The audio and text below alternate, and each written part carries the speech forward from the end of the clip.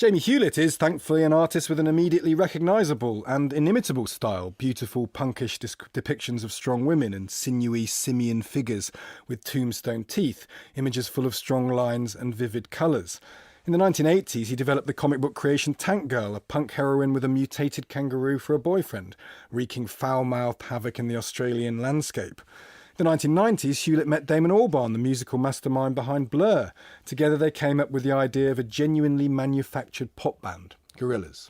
I ain't happy, I'm feeling glad I got sunshine in a bag, I'm useless, not for long, the future is coming on. The music would be by Albarn, but the band itself would be drawn and designed by Hewlett in customary punk anime style. The band has gone on to sell millions of records and win multiple awards. As well as all of that, Hewlett designed Albarn's 2007 Chinese opera Monkey, Journey to the West, has also drawn real-life figures in Bangladesh to raise awareness of climate change, and has had his own exhibition at the Saatchi Gallery. He now has a book out commemorating the last 25 years of this rather wonderful career. He's also spent the last 5 minutes drawing in the front row studio. Jamie, what have you done? I don't know, that's the most toxic Sharpie I've ever used. I feel a little dizzy now. That's okay, that should make things go a little easier. I drew you. Yeah. How where to begin with your career? But how do you begin? Do you have... Is your style so innate within you that you can just get going? How do you get the sense of attitude on the page that you do? Well, good question. I use a lot of rubbers. I mean, I see the picture in my head. I do a little thumbnail sketch and then I take a piece of paper and I start. So you have clarity at the beginning? I have clarity in my head and a tiny sketch on paper, but then I just attempt to... I'm quite impatient, so I attempt to just get started, which usually means I spend hours correcting my mistakes until eventually the picture comes to life in front of me.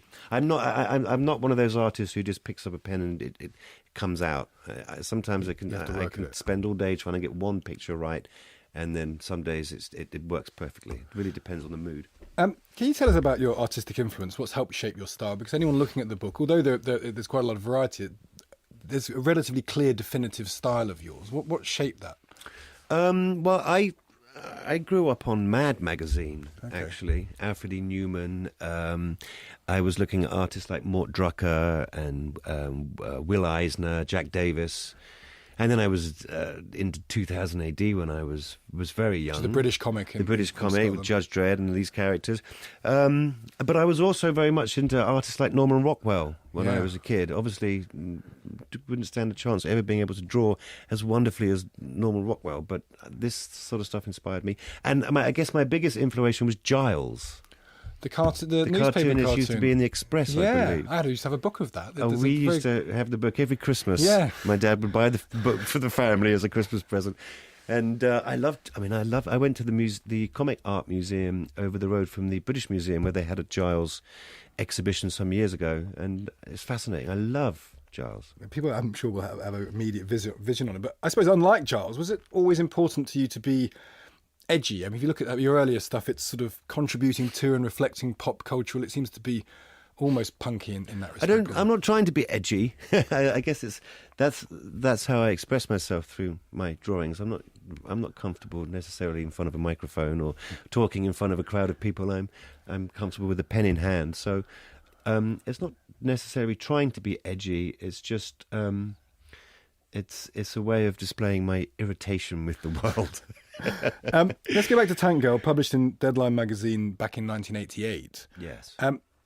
It's a picture of a very strong woman telling it how it is, mess with her at your peril. That feels now a bit ahead of its time. Was that right? Did you sense that as you were doing it?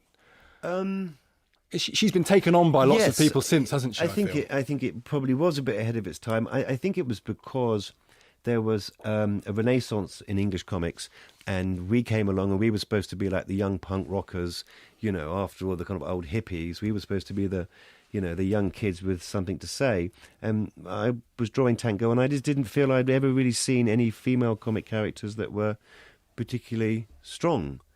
They were all drawn by men who'd probably never even had a date with a woman, wearing very tight costumes and all a little bit over-sexualized. So I wanted to do something that was smart and strong. Let's go to your relationship with Damon Albarn. How did it begin? How did you come up with Gorillaz?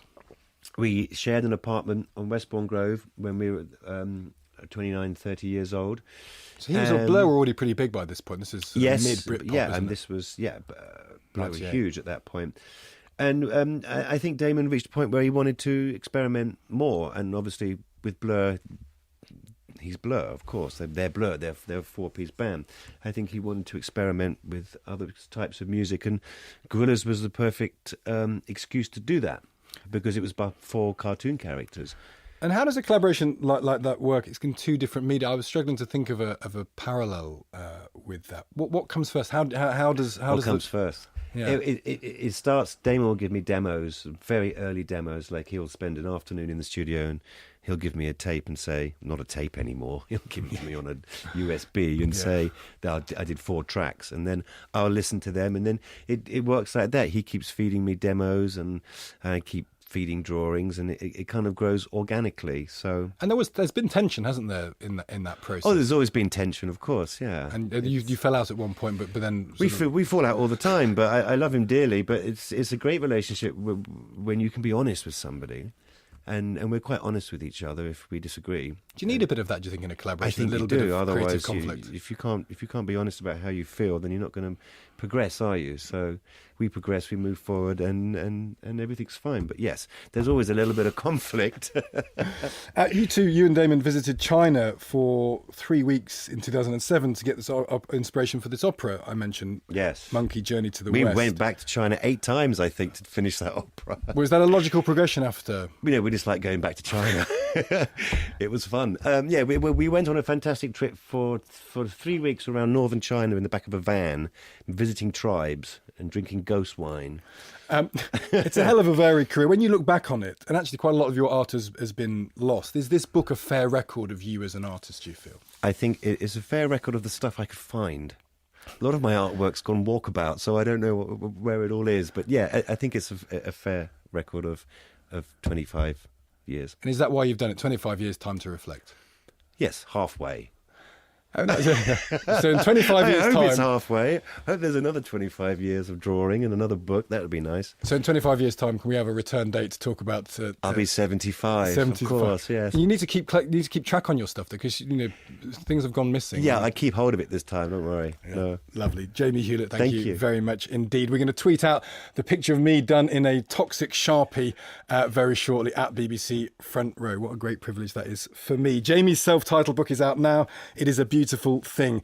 Do take a look at our website where there's a selection of images from the book. And for our exclusive podcast extra tonight, we'll also be asking Jamie what's on his cultural radar at the moment. You're listening to Front Row on BBC Radio 4 with me, Stig Abel.